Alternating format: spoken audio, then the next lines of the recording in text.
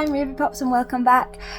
This is just going to be a quick update and a little bit of a chat about something that's been on my mind lately. So, as you all may know, I am not well.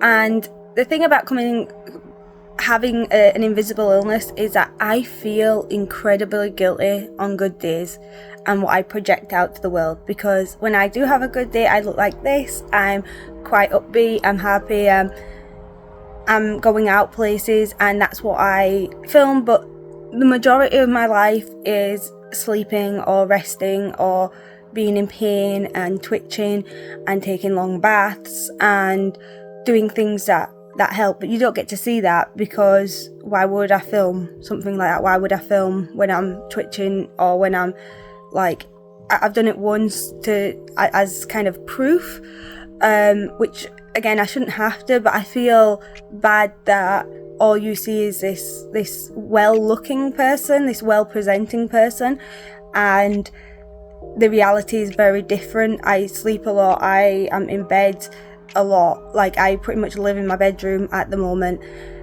because all I do is, like, if I go to the shop for like bread or milk, that wipes me out pretty much for the entire day. And you don't get to see that side because it's boring, no one wants to see someone like that. And again, like, I just don't know why I would want to film that and put that out there.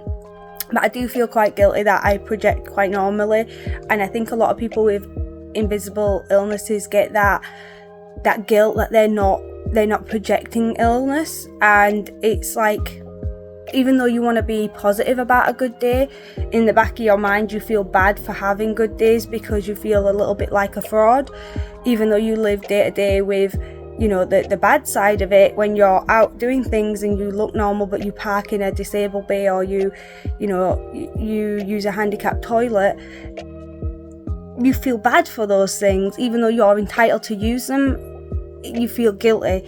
And that's what's been on my mind lately. I'm struggling with that, and it's been 8 years since I've been diagnosed and ill, so you would think I would be used to it by now, but I don't think that guilt and that worry ever goes away, because there is so many people out there that do, you know, use their conditions as an excuse to do bad things, or as an excuse to, you know, get round systems and stuff. And although I'm a big advocate for get the things that, you know, you can get when you are ill, so like if you are disabled in the UK, you can get like a mobility car, you can get free tickets for carers on buses, you can get free tickets for carers for any activity. So when I go out to like the cinema or mini golf, the person that I choose to accompany me normally gets in for free, because I don't go out on my own, because again, I don't know if I'm going to have a bad turn where I become non-verbal or twitch.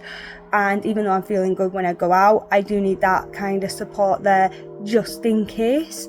And I'm a big advocate for using those things. However, I think some people online tend to use their conditions as a way of an excuse to get out of bad behaviour, which is not the right way to go about it. Yes, I have bad days, and yes, you know, you can have, you know, you can struggle with social interactions.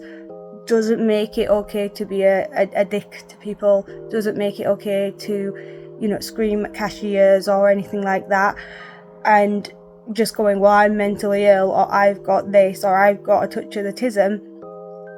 That's not an excuse. Like, that is just a get out of jail free card for some people, and I don't agree with that. I'm very much if I'm a dick, you know, tell me I'm a dick. Yes, I can't help it sometimes, but I deserve the repercussions of being an asshole to people.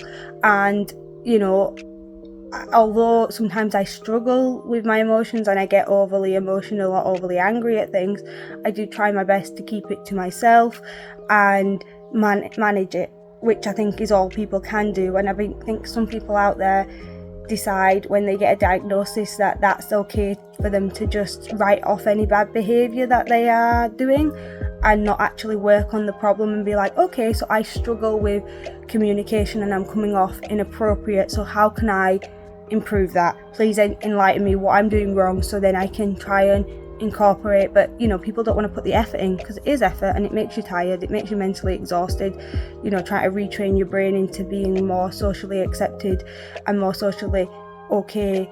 But again, it's not about socially acceptance, it's just about behaviour and being a good person and being respectful to other people, you know. Again, it's one of those phrases that stuck with me when I was little: treat people how you want to be treated. Even if they're treating you terribly, you should always go in with the mindset of, right, well, I'm going to be the bigger person, I'm going to be the one that treats you with respect, and hopefully you'll get the hint that, you know, that's how you're supposed to be treating me, and if not, then that's when you walk away.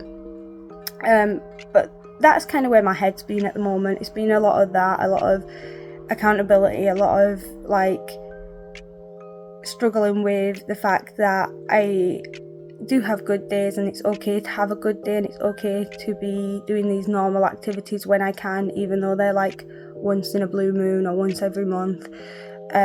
That's okay to do, and I shouldn't feel guilty for doing those things. And I think anyone with an invisible illness, as I said, goes through this, and I hope this video gives someone out there comfort that you're not alone, because that's really all I do them for, and to rant and get things off my brain.